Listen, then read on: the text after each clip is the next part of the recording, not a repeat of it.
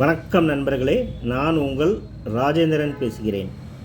இது நாளிதழில் வந்த வேலைவாய்ப்பு செய்தியாகும். என்எல்சி இந்தியாவில் வேலை.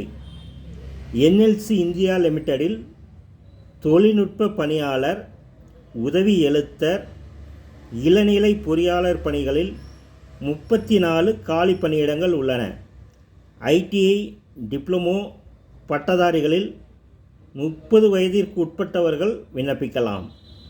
ஆன்லைனில் விண்ணப்பிக்க வேண்டிய இணையதள முகவரி www.nicindia.in என்ற இணையதளம் வாயிலாக விண்ணப்பிக்க கடைசி தேதி 24/4/2024.